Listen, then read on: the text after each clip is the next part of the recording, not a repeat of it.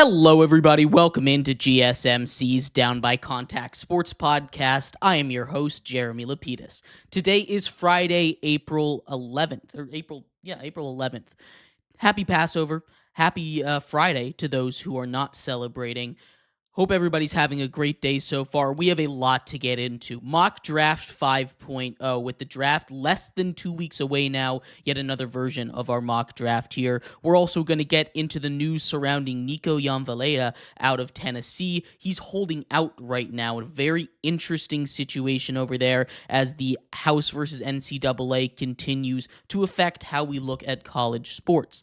Then we'll take a look at the NBA playoff picture as the season ends on Sunday. Lots of chaos, a potential six-way tie in the West. We'll talk about how that would end up. And last but not least, our NBA power rankings, MLB power rankings, as we do each and every single Friday. But before we get into that, remember, if you would like to be an even bigger part of the show than you already are, all you need to do is go to gsmcpodcast.net. Or if you're on YouTube, you can use that super chat feature. If you do either of those two things, a message should pop up on the bottom of the screen for you, me, and everybody else around the world to see. If you do have a burning question about sports, anything at all that you would like to ask, go ahead and throw that in the comments. Throw it in the chat. I will get to it as soon as I possibly can. I appreciate everybody so much for sticking around, talking some sports with me here on a beautiful Friday, April 11th. But like I was saying, we are going to get into our first topic of the day, that being our mock draft 5.0. As it says back there, the Titans are on the clock. And with the number one overall pick in this year's NFL draft, the Tennessee Titans select quarterback Cam Ward out of Miami. I know the Titans have kind of mulled over their decision a little bit, but at the end of the day, the Titans need a quarterback. And there's a clear-cut answer there in Cam Ward, who at least I believe is head and shoulders above the rest of the class. He is a shoo-in to go number one. Again, no trades in our mock draft here. It's just a little too complicated, and the lack of trades so far this season make me think there might actually not be any, even in the later ends of this draft. But regardless of that, Cam Ward goes to Tennessee. I think that's just a slam dunk of a pick. That's the number 2 spot. The Cleveland Browns select cornerback / wide receiver Travis Hunter out of Colorado. Travis Hunter is the best all-around prospect in this class. He also is an enigma in and of itself, right? He is only going to be as valuable as that number 2 overall pick if you use him in the way that he was used in college, right? He's an excellent wide receiver, an excellent corner. He's got good ball skills on both sides, obviously, excellent hands. But as Steve Smith was saying, he's got to be able to refine himself. He was talking about the wide receiver when he was running routes at his pro day.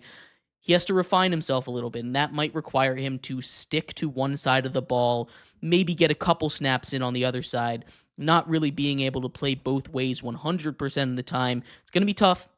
You have to at least give it a try, but I think the Browns select Travis Hunter here at number 2. At number 3, the Giants, once again, they just take best available.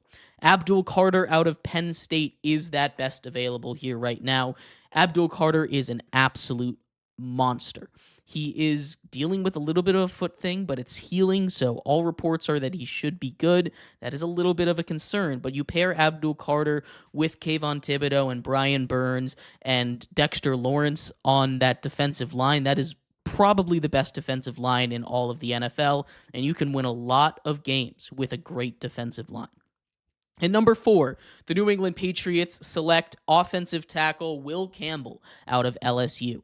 Will Campbell is the number 1 tackle in this draft, even though he does have that short arm knock against him. It hasn't stopped him from being a very productive tackle. He's probably not going to switch to guard, and the Patriots spent a lot of money this offseason, but it was mostly on the defensive side of the ball. Outside of bringing in Morgan Moses, they didn't go out and help the offensive line at all. That's their biggest need right now. Get Will Campbell. You've already brought in Stephon Diggs. You can get more help for Drake May as far as weapons go later on in the draft. But for now, you got to take the best offensive tackle available, and that's Will Campbell.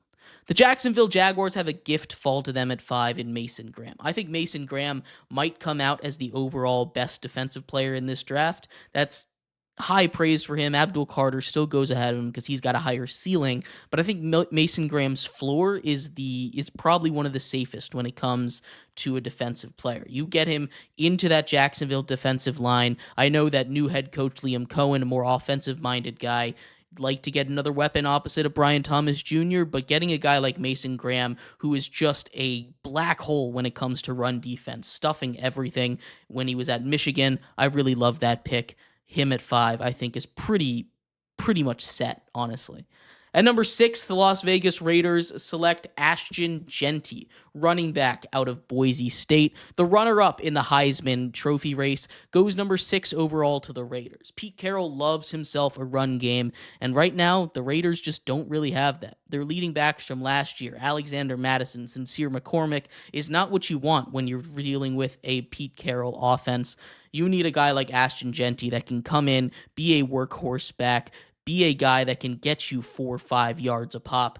Ashton Jeanty is absolutely that, and I think that makes this Raiders team a lot more dangerous, getting a weapon like him to pair with Geno Smith. At number 7, the New York Jets could go a lot of different ways. I have them taking offensive tackle. They probably need that more than anything else. You could go corner. You could shore up a little bit of defensive holes. You could grab a wide receiver to put opposite of Garrett Wilson. But I think right now what they need the most is a big offensive tackle, and they get that in the form of Armand Membou out of Missouri. Membou is a unit. That's the best way to describe him. He's going to come out arguably the best offensive tackle in this class. He's the most prototypical one, I would say. The Jets need more help there. They always do. He falls to them at 7. The Carolina Panthers are up next at 8, and I know I've mocked a lot of times a defensive player to them because they do need a defense, but getting a weapon for Bryce Young as he continues to develop, as they continue to try and build off of what was a really successful season last year, I have the Carolina Panthers selecting the best wide receiver in this class in Tetroa McMillan out of Arizona. T-Mac obviously has the frame. He's got the size. The low end for him is Quentin Johnston. So there is a little bit of risk here, which is why he's not going as high as 4 to the Patriots. But I like T-Mac. I think he's someone that can come in and immediately make a difference. He's going to have more sure hands than Xavier Legette. He's going to be younger than Adam Thielen. So really checks off a lot of the boxes there. And I think the Panthers need more help at the wide receiver position than really anything else right now. At number 9, the New Orleans Saints, with the new news today that shoulder surgery could be in play for Derek Carr. I think they go and take a risk, bring in Shedeur Sanders out of Colorado at that number 9 overall pick. There's a chance we see them trade up now. I think that's a real possibility. The cap space that they've put into a guy like him, like Derek Carr, $69 million after restructured next season.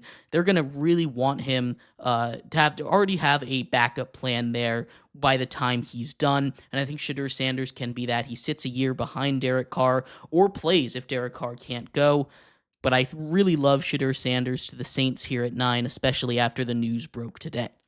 At number 10, the Bears continue the complete overhaul of the offensive line, finishing it off with the 5th new offensive lineman, Josh Simmons out of Ohio State. I think he might be the best pure offensive tackle in this draft. He dealt with injuries. He's coming back from that. He should be fine. I love this pick to the Bears. I understand some people think they might go running back here. Some people think they might go and continue to shore up that defense. But I think priority 1, as it has seemed to be for the Bears all offseason, has been the offensive line. Offensive line, offensive line, offensive line.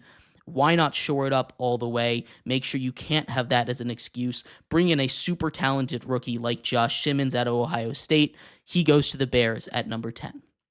At number 11, the San Francisco 49ers, I had a really tough time with. I think they legitimately could go anywhere. I've got them taking cornerback Will Johnson out of Michigan. Will Johnson is the best cover corner in this draft. At 6'2", he's got the size, he's got the speed to play zone and man.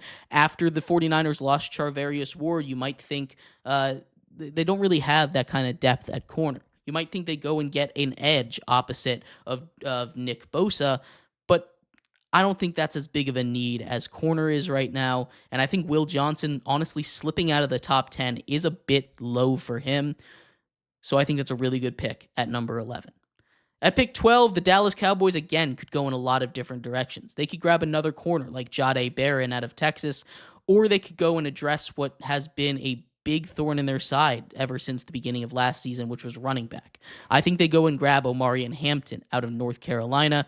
I know it's probably not the best pick. They could go get a wide receiver here like Golden out of Texas or Egbuka out of Ohio State, but I really do think that they're going to continue to shore up that running back room. That was something that Jerry Jones got a lot of flack for last season. He went out and he got Javonte Williams in free agency and Miles Sanders in free agency, but like none of those guys really ring the bell for you, and I think he's not going to be happy until all the noise shuts down about the running back position, and he can shut it up real quick by taking Omarion Hampton at number 12. At 13, the Miami Dolphins select offensive tackle Kelvin Banks Jr. out of Texas. Kelvin Banks could slide into guard. He's a little bit of an in-betweener there, but after the retirement, after their star offensive tackle retired just a couple days ago, they need some help at offensive line, whether that be guard, which they also need, or tackle. Getting a guy like Banks is going to do wonders for that line.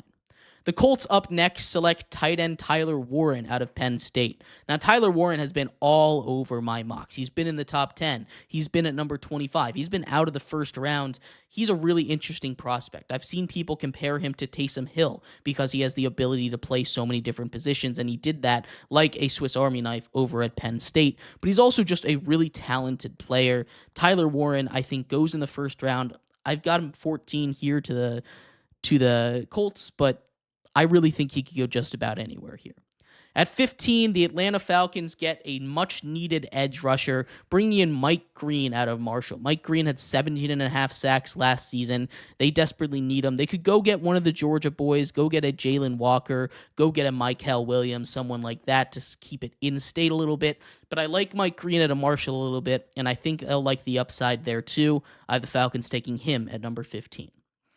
At number 16, the Arizona Cardinals still need to address that defense, especially the secondary a little bit. I've taken another first-round corner in Jahdae Barron out of Texas. I love Jahdae Barron. I think he could go tit for tat with Will Johnson over there for CB1 or CB2, I guess, behind Travis Hunter if he's going to be a full-time cornerback. But I really like what Jahdae Barron has to offer, and I think him is very clearly a first-round pick. The Cincinnati Bengals are up next, and they need a lot, especially on the defensive side of the ball. They could go out and get a safety like Malachi Starks. They could go out and get a linebacker like Jihad Campbell. They could go out and get a pass rusher like Shamar Stewart. I have him taking Jihad Campbell out of Alabama. I think really they're just going to take whichever one of those defenders they like the most. I think Jihad Campbell fits the scheme the best for the Bengals. He's out of Alabama. He's a really talented linebacker with a lot of upside traits kind of situation. I like Campbell a lot, and I think he goes 17 to the Bengals. At 18, the Seattle Seahawks, I would love to have them take an offensive lineman here, but all of the great offensive linemen are kind of out of the draft here. There's just too many great defenders for them to pass up. I've got him taking a physical freak in Shamar Stewart out of Texas A&M. The fact that he's fallen this far to the Seattle Seahawks, I think might be a little bit of a mistake. I love Shamar Stewart. I think he's going to come out there and be an absolute machine up in the Pacific Northwest. The Tampa Bay Bucks are up next, and they get a steal of a linebacker at Jalen Walker out of Georgia at pick 19. They need another linebacker pretty badly. They need one of the future and for the now, and I think Jalen Walker, who played a lot of off-ball linebacker, played an edge rusher, can be a really versatile player, kind of like what you see Brian Burns do for the Giants and previously for the Panthers, that kind of position. I love Jalen Walker. He goes 19 to the Bucks. At number 20, the Broncos, another one I was considering taking a running back here, but there's not really a first-round running back I think you need to take, so I have him taking wide receiver Matthew Golden out of Texas. I think Matthew Golden is the best of the group of three that's behind Tetroa McMillan and Travis Hunter, the three being himself, Egbuka, and Luther Burden. I think the Broncos just need another weapon that they can rely on outside of Cortland Sutton. Devon Vele kind of stepped up a little bit. We saw Marvin Mims step up big down the stretch, but I'd like to have a more reliable outside wide receiver, so I have him taking Matthew Golden here. At number 21, I think Malachi Starks has just fallen too far. The Steelers need to address the interior defensive line a little bit, but I think Malachi Starks at number 21 is a steal. I have the Steelers taking him here as opposed to a guy like Mason Graham, which I could absolutely see instead. At number 22, the Chargers address that wide receiver position once again. They go out and they get Emeka Egbuka out of Ohio State. I think this is a perfect scheme fit for the Chargers, for Jim Harbaugh over there. I really do love the fit for him. He's a guy that's an excellent route runner, and I love what he can do out of Ohio State. The Packers finally get a first-round wide receiver. They haven't done that in forever, bringing in Luther Burden at pick 23 out of Missouri. Luther Burden, I've seen a lot of comps to Randall Cobb. He's a guy that I think could step in and be that true number one for the Packers as they're dealing with wide receiver injuries and kind of a wide receiver room with about 6 wide receiver 2s in it and not a true wide receiver 1, which is something they do need to address. At 24, the Minnesota Vikings, they select Mason Graham out of Michigan. He might have fallen a little bit too far, or not Mason Graham, excuse me, Kenneth Grant out of Michigan. Kenneth Grant might have fallen just a little bit too far, but Kenneth Grant is an absolute demon down there in the defensive in the interior defensive line. I really love what he brings to the game. He's a big guy that's really good against the run. At 25, offensive tackle Josh Connerly Jr. out of Oregon is going to the Houston Texans. They desperately need an offensive lineman. I think he's the best one left. You can talk about Gray Zabel, but I really like the ability of Josh Connerly Jr. on the outside there from Oregon. At 26, the Los Angeles Rams select tight end Colston Loveland out of Michigan. With good quarterback play, he could be an absolute monster. I think he's arguably a better tight end than Tyler Warren is. He was the number one receiving option for Michigan last season, and they didn't have a quarterback that could pass. He really looked great. I love Colston Loveland. I think the Rams are an excellent landing spot for him. Getting to the back end of the draft, at pick 27, the Baltimore Ravens select edge Mykel Williams out of Georgia. Another guy that I think could go higher. He just doesn't have the raw numbers or the experience at Georgia that you might expect for a top 10 kind of pick. But I think he falls to number 27, and the Ravens find themselves a real good one there.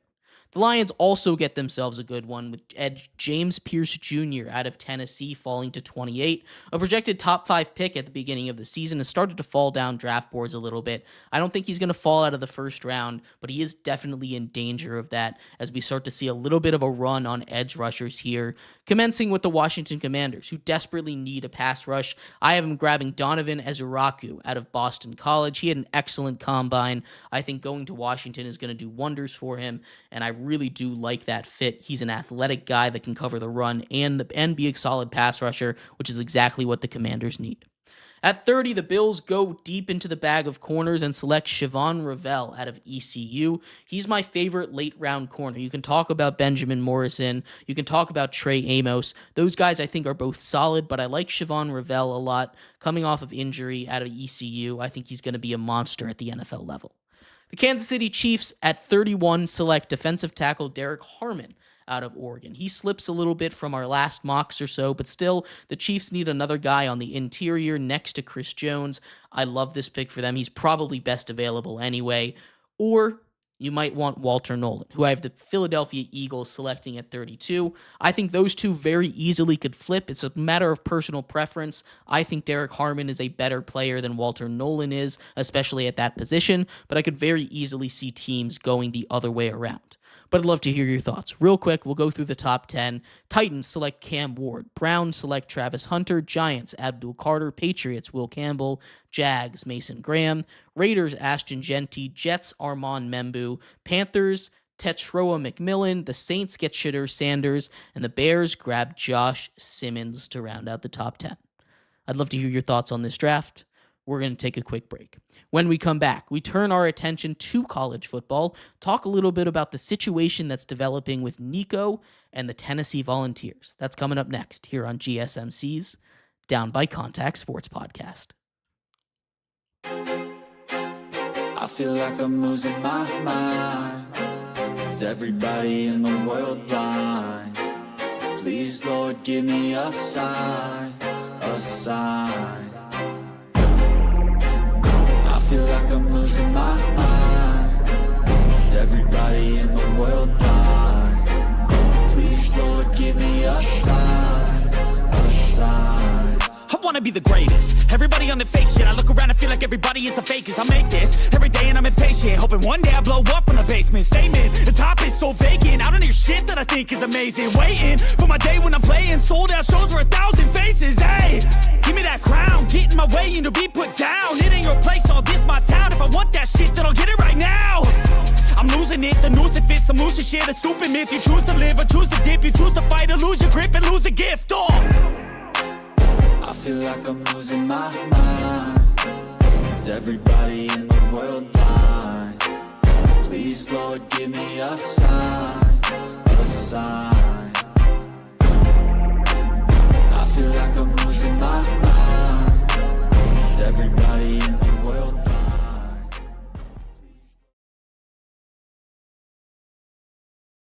Welcome back to GSMC's Down by Contact Sports Podcast. I'm your host, Jeremy Lapidus. Today is Friday, April 11th, if you were just tuning in. We just went over our mock draft 5.0. With the draft less than 2 weeks away now, we're almost down to our final mock draft. We'll have one more before the draft actually comes out. That'll be our sixth and final one. But in this segment, we continue our talk about college football here. There has been a lot of developments recently in the world of college football, but one of the big ones, and this might be a super historic, unprecedented event, is a holdout taking place in Knoxville, Tennessee. We'll talk about that in a second, but before we do, remember, if you want to be an even bigger part of the show than you already are, all you need to do is go to gsmcpodcast.net. Or if you're on YouTube, you can use that super chat feature. If you do either of those two things, a message should pop up on the bottom of the screen for you, me, and everybody else around the world to see. If you do have a burning question about sports, anything at all that you would like to ask, go ahead and throw that in the comments. Throw it in the chat. I will get to it as soon as I possibly can. I appreciate everybody so much for sticking around, talking some sports with me here on a beautiful Friday, April 11th. But like I was saying, we are going to get a little bit here into the whole situation with Nico Iamaleava and him holding out in Knoxville, Tennessee. Like I said, this is an unprecedented situation. It's come now that basically it's going to be so schools can pay their players with the House versus NCAA settlement. But now we're starting to see the consequences of this. Nico Iamaleava is holding out of spring practice. This is a move that shocked not just the players, but also the coaches. They didn't know that this was happening. They were reported in contract talks regarding NIL before the spring transfer portal. Now, the spring transfer window opens on April 16th. So 5 days from now is basically the limit that they're putting out there. The thing that I find the most interesting about this story, more than the fact that he's holding out, more than the fact that a super talented redshirt sophomore with a bunch of years of eligibility, a guy who can be a top 5 quarterback in the sport, a guy that would be the hot commodity if he were to enter the portal, is potentially going to do it. That's a big story in and of itself. But the thing that I think is the most interesting about this is the fact that they're saying contract, right? This is being talked about more as a professional kind of thing than I ever would have imagined. I think there's a chance that we start to see, rather than just the money that they're working out being paid from the school, term, saying, hey, you sign this contract, you're with us for 3 years. You're with us until you have a no transfer clause kind of thing. I think this is something that could come out in a contract like this, and I'm really curious how this is going to play out, because I don't really think Nico is going to leave Tennessee. I think he's got a good thing going there. He's got a starting spot on an SEC roster. Now, he could go just about anywhere he wants, honestly, but you're not going to get a much better spot in college football than the starting quarterback for the Tennessee Volunteers. This is something that could change the way we talk about NIL, though, because, again, it's going to be more like a professional league. We're going to have to start to talk about these guys in the portal more like free agents than students that are just deciding where to go based on what coach they like, based on what school they like, based on a program or having a social connection or having a girlfriend at these colleges, we're going to have to talk about this, like which school has the cap space out of that 20 million to pay this guy, which school needs a quarterback, which school is going to work out a contract where, hey, he might be able to transfer out later. Because I think that's one of the wordings that we might see. Maybe we'll see a buyout clause rather than a no transfer clause. It'll be something, if you transfer, you have to pay a fee of X amount of money to the school, which is something that I think might happen when we're talking about these group of 5 schools getting poached all the time, right? They're kind of working as a feeder system, give them a little bit of extra cash, a little bit of extra money. I think that's something we're going to see. But again, I think the most interesting part of this whole discussion is the fact that we're calling it a contract rather than he's trying to work out an NIL deal, which of course, NIL, there should be a contract anyway. We've heard a lot of stories about handshake deals, specifically at UNLV is the one that pops into my head the most recently. But it happens at a lot of other colleges around the country where guys are promised X amount of money when they come in, and then they just don't receive it because they can't afford it. The collective just doesn't have the money to afford it. So getting it out and all written out and signed by multiple parties, I think is very important. But I also think it's really interesting to see how this develops, what kind of language we're using in the contract, if it's going to have any kind of terms where it says you can't transfer, or if you transfer, you're going to have to do this. This is something to watch because I think this is a super fascinating story, and I will make sure to update you as we continue to hear more things over the weekend. But at the end of the day, I expect Nico to return to Tennessee. Again, it just doesn't make a lot of sense for him to go anywhere else. He knows the offense. He knows the coaches. He knows the wide receivers. It's the best spot for him right now. He's probably not going to find a better spot. I'm sure this will get figured out. This got put out in the public by either his agent himself or the school to try and be used as a negotiation tactic. But him holding out and him being and talks being over a contract, I think are two very interesting things that we're going to have to watch and see how it develops. I'd love to hear your thoughts, though. What do you think about a potential contract, multiple-year contract kind of thing for these college kids? What do you think as NIL continues to develop? What is going to happen? And is this something that's going to start a chain reaction around the country? I'd love to hear your thoughts. We're going to take a quick break. When we come back, we turn our attention over to the NBA. With just 2 days of games remaining, 15 games tonight, 15 games on Sunday. That means all 30 teams play today and Sunday. That's it for the NBA season, and it is quite a massive set of games. We're going to talk about the playoff seeding scenarios. All teams that are going to be in the playoffs / play-in have already clinched. Now it's about seeding. There's a potential for a 6-way tie in the West.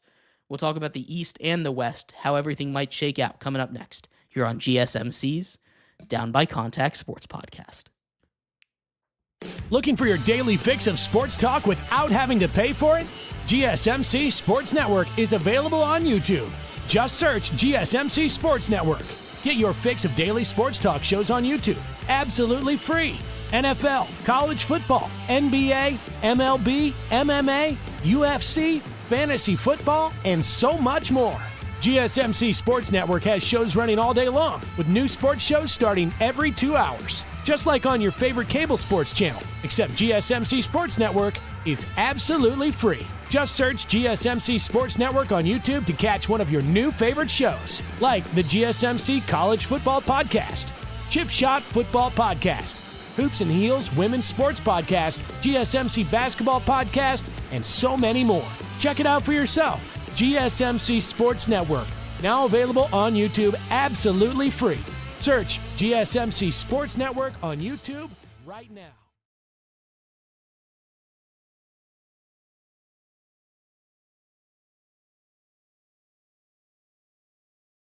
For the best and latest podcasts available anywhere, go to the podcast app on your cell phone and type in GSMC to access free content-rich podcasts on health and wellness, book reviews, sports, entertainment, relationships, social media, movies, technology, finance, and even weird news. Subscribe and download the GSMC Podcast Network's family of shows, available everywhere podcasts are found.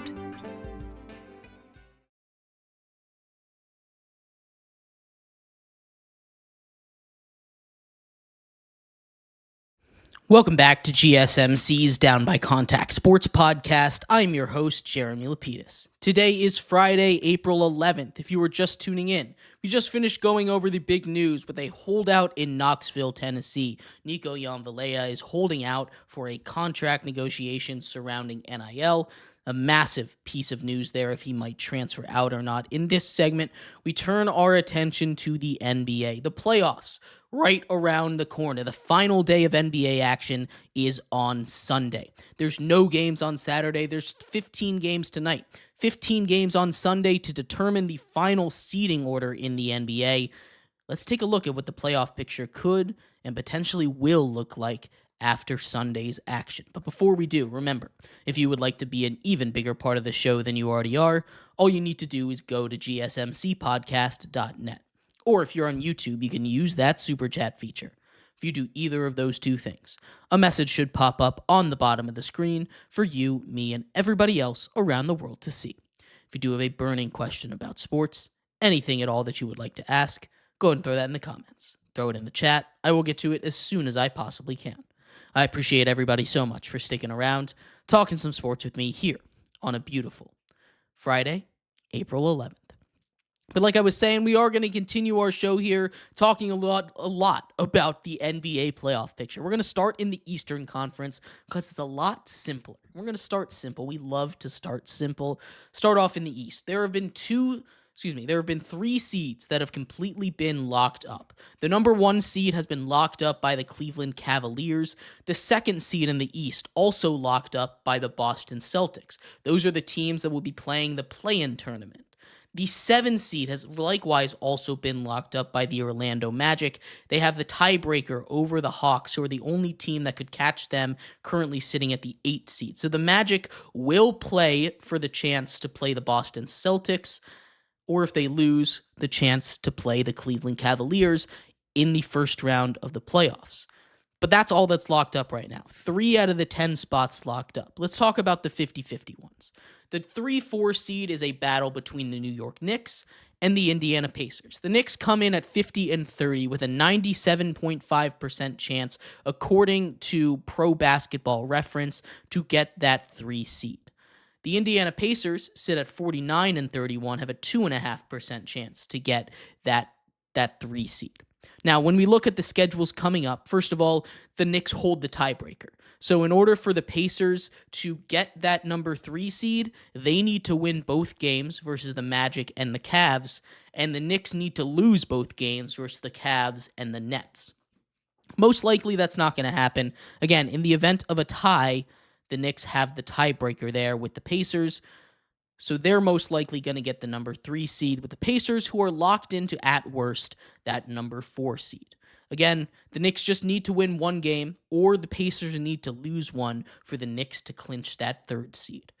That's how the 3-4 is looking. At the 5-6 position, we have the Milwaukee Bucks sitting at 46-34, and the Detroit Pistons at 44-36. Now, the Milwaukee Bucks have a 93.9% chance of making that 5 seed, while the Pistons have just a 6.1% chance of making it. But this one is one of the more interesting ones, especially when we take a look comparing the Eastern and the Western Conference, right? The Milwaukee Bucks play the Detroit Pistons in back-to-back games. So here's the scenario. It's 1 home, 1 away. 1 tonight, 1 on Sunday, 1 in Detroit, 1 in Milwaukee. The Pistons get the 5 seed if they win out. If the Milwaukee Bucks win 1 game, they clinch that 5 seed and the Pistons clinch the 6 seed. So it's really going to matter what's going on tonight between the Bucks and the Pistons, depending on if that game between the Bucks and the Pistons on Sunday is going to have any huge meaning whatsoever.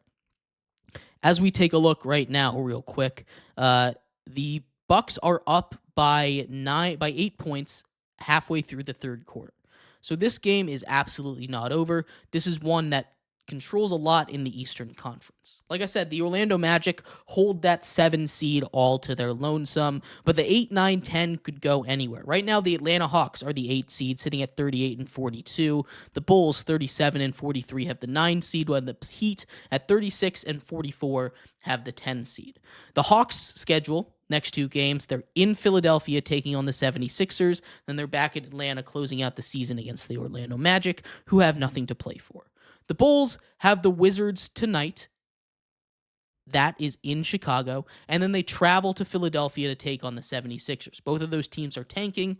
Good for the Bulls. The Heat travel to New Orleans, and then they are at home to finish out the season against the Wizards. As it stands with the Pro Basketball Reference percentages, the Atlanta Hawks have an 84% chance, 84.9% chance, I should say, to get that 8 seed. They've got the tiebreakers. They just need to win basically one game. 9.8% chance to get the 9 seed if the Bulls win out versus the Wizards and the Sixers, and the Hawks go 1-1. Hawks still get it, but the Hawks would need to lose both. The Heat would need to win both. Hawks would need to lose both.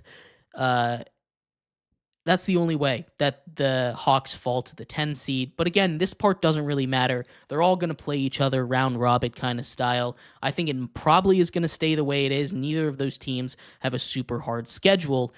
But the big reason that this is a story is because the Western Conference. In the West, again, it might seem tame at the top. The top two positions are all locked up. The Oklahoma City Thunder have claimed the number 1 seed in the West for the second year in a row, and the Houston Rockets are the number 2 seed, both young teams dominating at the top. This is where it gets interesting. Currently, the Lakers hold the number 3 seed at 49-31, one game up on a whole lot of different teams that are coming for that spot. There are only 3 teams that can take that number 3 seed from the Lakers. The Lakers, of course, the Clippers, and the Nuggets. One thing that I think is really interesting right now, Clippers are hot. The Lakers, according to Pro Basketball Reference, have an 88.9% chance to take that 3 seed. They just need to win one game. They just need to win one game of their last 2 to clinch that 3 seed. They have the Rockets tonight in LA after an emotional game in Dallas, and then a travel to Portland to take on a Trailblazers team that'll give you a little bit of trouble if you let them give you trouble. That's going to be tough. Now, if the Lakers end up losing both of those games, it sets up a really, really interesting scenario where we could potentially have all 6 teams seeded 3-8 with the exact same record of 49-33. That would, in that case, if there were a tiebreaker like that, which it's a lot more complicated when you have a 6-way tiebreaker as opposed to a 2-way tiebreaker. But if it were to end that way, if the Lakers were to lose both of their games, the Clippers, the Nuggets, the Clippers and the Nuggets were to go 1-1. The Timberwolves and the Grizzlies and the Warriors were all 3 to go 2-0. All 6 of those teams would have 49 wins. And again, in that situation, the Lakers get the 3 seed, the Timberwolves jump up to the 4 seed, the Clippers get the 5 seed, the Warriors get the 6 seed, the Grizzlies get the 7 seed, and the Nuggets fall all the way to the 8 seed. Very, very interesting if that is to happen. And again, it's possible. There's a couple games where they play each other, but we'll stick to the 3 seed for now. The Lakers are the favorites to get that. 88.9% chance. Clippers have a 7.4, and the Nuggets have a 3.7% chance to get it. I think the Lakers probably lock that up. The Clippers play the Kings and the Warriors, while the Nuggets play the Grizzlies and the Rockets.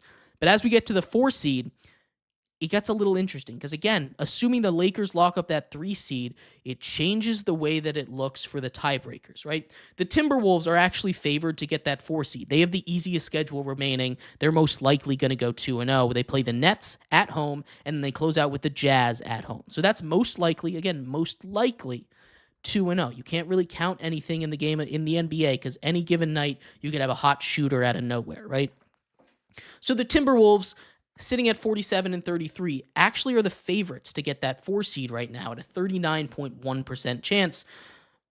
The Clippers right behind them, currently sitting at 48-32 with that 5 seed, with a 25.6% chance. They finish at the Kings and at the Warriors. That Clippers-Warriors game on Sunday is going to mean a lot, regardless of how these games finish tonight.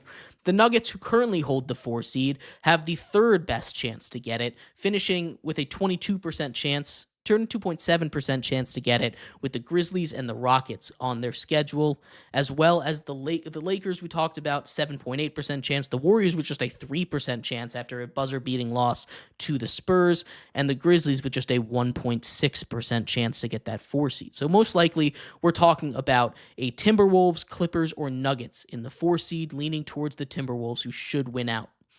The 5 seed, they're predicting the Clippers by a pretty wide margin. 41% chance the Clippers hold on to that 5 seed, finishing off against the Kings and the Warriors. The Timberwolves, if they don't close out that 4 seed, have the next best chance with 24.2% chance. That's probably going to be the 4-5, the Timberwolves and the Clippers. The Warriors are third with a 13.5% chance to get that 5 seed, finishing with the Trailblazers on the road and then the Clippers at home. The Nuggets, we talked about, 11.5% chance to get that 5 seed. The Grizzlies with just a 6.6% chance, with the Nuggets and the Mavericks finishing out their schedule. And then the Lakers, probably going to get that 3 seed, but still a 3.2% chance to get that 5 seed.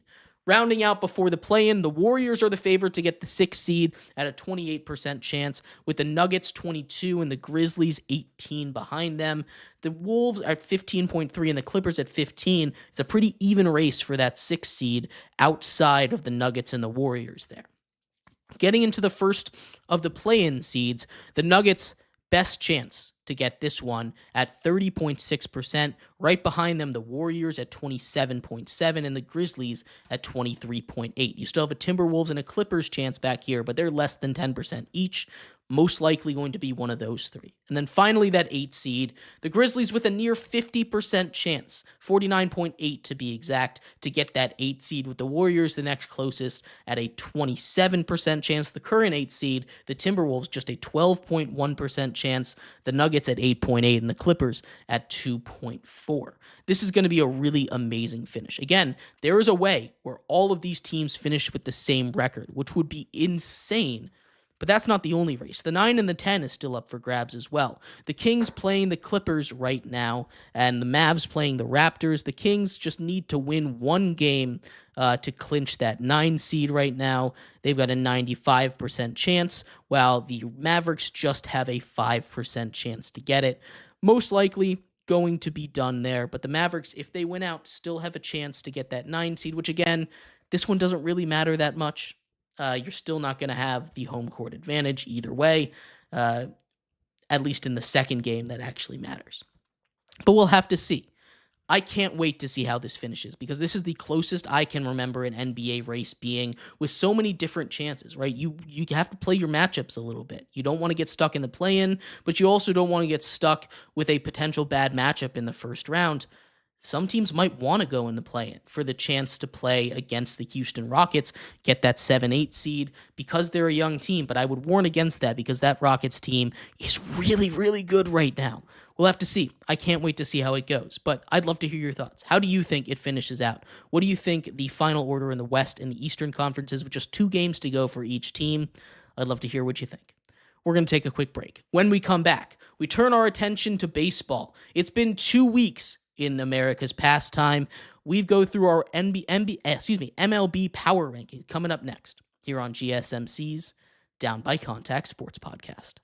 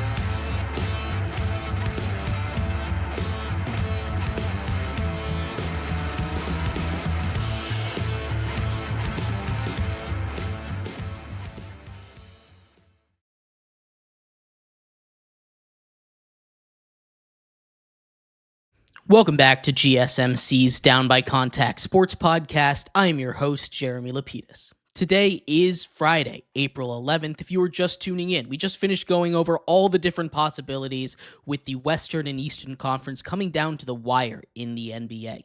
In this segment, we turn our attention to the world of baseball. Once again, every single Friday, we do our MLB Power Rankings, coming up for you in just a second. But before we do, remember, if you would like to be an even bigger part of the show than you already are, all you need to do is go to gsmcpodcast.net. Or if you're on YouTube, you can use that super chat feature. If you do either of those two things, a message should pop up on the bottom of the screen for you, me, and everybody else around the world to see. If you do have a burning question about sports, anything at all that you would like to ask, go and throw that in the comments. Throw it in the chat. I will get to it as soon as I possibly can. I appreciate everybody so much for sticking around, talking some sports with me here on a beautiful Friday, April 11th. But like I was saying, we are going to get into the MLB Power Rankings for you. Some big moves, especially at the top. But we're going to start, as always, at the bottom. Number 30. Who else but the Chicago White Sox? They returned to their rightful place at the bottom of the league, matching their start to the last season at 2-10. Chicago White Sox down a spot to number 30. The Rockies gain a spot there. Still not very good, but above the White Sox is a win. They're up one spot to 29. The Pittsburgh Pirates have been marred with success, with failure off and on the field all season long. They fall two spots from 26 to number 28 on today's list. The Pittsburgh Pirates have some solid players, but off the field and as well as on the field, they just haven't really been able to put it all together. Issues with taking down memorials to former players and former patrons is just a mess over there in Pittsburgh right now. The Miami Marlins also fall two spots to number 27 this week after what was a pretty hot start. Starting the season off with 3 walk-offs, they kind of come crashing back down to earth. They were near the top of the division for a while. Now they have a game versus the Nationals right now, and that's going to be an interesting one to see how the power dynamic is between the bottom teams in the NL East. And number 26, the Athletics, they move up a spot. The A's are still getting used to playing in a new ballpark, a minor league ballpark. It looks a little weird. I'm not a huge fan of it, but the A's, I think, are a solid team. They're up a spot to 26. The Nats are up 3 spots, though. They took a series from the Dodgers, which was very impressive. They also took a series from the Diamondbacks, also very impressive. They've been near the top of the league for home runs. The starting pitching has been phenomenal. They're up 3 spots to 25. At number 24, the Minnesota Twins. Everything I said about the Nats, you take that away. Injuries have already started to hurt this team. As a team, they're hitting less than 200. That's not good. The starters have not been able to go super deep into games, and the bullpen is a little bit overworked right now. The Twins, I think, will find a way to turn it around, but for now, they're near the bottom of the league. The Cardinals are down 5 spots after their hot start to number 23. The St. Louis Cardinals had one of their hottest starts in franchise history to begin the season this year. Then again, they kind of came crashing back down to earth. This is a St. Louis Cardinals team that just isn't that team. It really isn't. And as we start to get, it's a long season, 162 games. As we start to get more accustomed to how these teams work, the water will start to find its level and we won't see these big up and down jumps as we've seen through the first couple weeks. Another team that dropped 5 spots was the Cincinnati Reds. I've got a soft spot for this Reds team. I really do like them, but they just haven't really been able to. They haven't showed that back, right? Ellie De La Cruz is playing great baseball. Hunter Green is playing great baseball, but the rest of the team just isn't putting it together. The defense hasn't been great. The starting pitching as a whole hasn't been great. The bullpen hasn't been great. They'll find a way to turn it around a little bit, but they've got to figure it out soon. And number 21, the Cleveland Guardians, another team that I think will turn it around. They had a really slow start to the season after a long road stand to begin it. Then their offense has been a little bit anemic in the cold that has been sweeping the Midwest and really most of the U.S. this week. The Cleveland Guardians down a spot to number 21. The Mariners, similarly, down 4 spots to number 20. They just can't hit. They had the same issue last year. The pitching, amazing. The pitching was so good, but they could not hit to save their lives. And yet again, they did nothing to address it in the offseason, and instead, of magically things changing, they stayed the same. Who would have possibly seen it coming? The Seattle Mariners down to number 20. The Blue Jays also take a big drop. They're down 7 spots. That is the largest fall, actually, of the day. They're down to number 19. Again, water's finding its level. They go out and they pay the guy that they need to in Vlad Guerrero Jr. to prove that they're going to try and compete for a while, but I don't think this is their year to compete. At number 18, the Brewers are up 6 spots. I think I overreacted a little bit. The pitching's bad, but they were also playing the Yankees. So we got to take a little bit of that into account. They're up a couple spots back to where they started at number 18. The Braves continue to fall, and I don't really know what to do with the Braves because they're here at number 17. They're down 4 spots this week. They started at number 2. They went to number 13. Now they're at 17. They just cannot win baseball games right now. I don't really understand it. I know they've had a tough schedule. They played the Phillies. They played the Dodgers, right? But this is a team that should be winning more than 2 games. They're starting to get healthy. I don't really understand what's going on with the Braves, but they've got to turn it around soon. At number 16, the surprise of the season. How about that? The Los Angeles Angels have the second best record in the AL. Don't want to say that too loud and jinx them, but the second best record in the AL right now belongs to the Los Angeles Angels. Mike Trout has been on a heater. He has been amazing to start this season. That's the one thing that they need to keep going as they get a little bit healthier too. They're getting Neto back. That's going to be a big get for them on defense and offense. Keep rising, Angels. See how high you can get. The Astros down a spot to number 15 from 14 last week. I like this Astros team still. They've got Yordan Alvarez. He'll turn it up. I don't know how much longer they can really do Jose Altuve in left field. Doesn't really seem like a great fit, but I trust the bats of the Astros to turn it around, kind of like they did last season. The Rays fall again, back down to where they started, to number 14. I raised them up a little bit too high last week. Again, water's starting to find its level. I think this is a good Rays team, but it just doesn't quite have that piece that's going to push them over the top yet. At number 13, the Kansas City Royals. They're very similar to the Rays, but they have that piece. They have Bobby Witt Jr. He's been playing great baseball. The starting pitching has been doing its job. I like this Royals team a lot. They're up 8 spots to number 13. Getting to number 12, the Baltimore Orioles fall a spot. Injuries at the pitching. Again, they didn't go out and sign pitchers. They need to do that. They need to make a trade for a pitcher. The Orioles just have not been proactive at their big weakness, but they'll be good. They've got a really good offense. The pitching just needs to stay healthy and needs to be better. The Detroit Tigers up 8 spots to number 11 this week. We had a whole big mess of AL Central teams after the first week of baseball. They've started to figure it out. This is the Detroit Tigers team that we were expecting, a team that made a run in the playoffs last year. Only got better this offseason. The Detroit Tigers at number 11. At number 10, the Diamondbacks fall 6 spots from number 4 last week. Losing Ketel Marte hurts. They had just given him a massive contract, then he goes and hurts his hamstring. They haven't really been the same team since. The pitching, I think, needs to be a little bit better. You can't be giving up all these runs in the first inning to the Nationals, but outside of that, I still believe in this Diamondbacks team. They'll turn it around. The Boston Red Sox at number 9 are up a spot from last week. They've just been really solid. They gave Crochet a big contract. Nothing backfired yet. Knock on wood for the Red Sox there. This is a Red Sox team that I really like, and I think they can make some noise in the AL. The Cubs are up 7. Talk about making noise. They've been making noise. The bats have been amazing for the Cubs. The bullpen just isn't quite there, and because of that, I can't push them too high on this list. But number 8 for the Cubs is a really good spot for them to be. At number 7, I've got the New York Yankees. They're down 2 spots from last week. They've, again, kind of come back down to earth. All the overreaction about the torpedo bats, a lot of that had to do with the bad pitching that was taking place in opening day weekend with Nestor Cortez and the Brewers. I think the Yankees are still a very good team, but I don't know if they're really a top 5 team this year. And number 6, the San Francisco Giants. How about the Giants? What a start for them.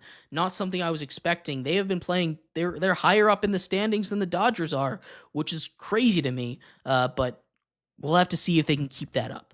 Getting into the top 5, I've got the Texas Rangers. The Texas Rangers, the number one team in the AL. They're my World Series pick out of the AL this year, and they've been looking really great. Jack Leiter has come in and done an amazing job. The starting pitching rotation has been amazing. You've obviously got the bats. They haven't really been super convincing offensively, but they can figure it out. They can turn it around. I like this Rangers team a lot. At number 4, we have the New York Mets. They're up 5 spots from last week. The New York Mets just are really good. Francisco Lindor started off slow, doesn't matter. The starting pitching hasn't been elite, doesn't matter. They're really good. Again, just 12 games in, but this is a really solid Mets squad. Getting to number 3, the Los Angeles Dodgers fall from their number 1 spot to number 3. You can't lose 2 series in a row and expect to hold that number 1 spot when other teams are playing better than you. The Dodgers, starting pitching especially, needs to turn it around.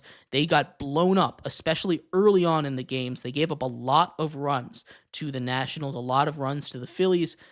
Their offense is enough to keep them in these games, but you can't rely on your team to score 8 runs every single night. At number 2, the Philadelphia Phillies are up a spot. They were one of those 2 teams that beat the Dodgers in a series. They go out there and that pitching is amazing, right? The hitting is there. Kyle Schwarber's doing his thing. Bryce Harper's doing his thing. This is a really, really good Phillies team. They're just not quite number 1 because at number 1, up a spot from last week, it's the San Diego Padres. The Padres have come out on fire this season, 10-4. They're ahead of the Dodgers. They're really good. They're just so good. I love this Padres team. There aren't a lot of weaknesses with it. I'm curious how long this can hold, but they're going to be battling the Dodgers all year long. Real quick, the Week 2 MLB Power Rankings, top 10. At 10, the Diamondbacks. 9, the Red Sox. 8, the Cubs. 7, the Yankees. 6, the Giants. 5, the Rangers. 4, the Mets. 3, the Dodgers. 2, the Phillies. And number 1, the San Diego Padres. I'd love to hear your thoughts. What did you think of the MLB Power Rankings? And thank you, everybody, so much for tuning in to today's episode of GSMC's Down by Contact Sports Podcast. I have been your host, Jeremy Lapidus. We will be back on Monday talking all things NBA playoffs as the field will be set. We'll make sure to cover all the other major breaking news from around the world of sports as well, and I can't wait to see you then. Have a good one. Bye-bye.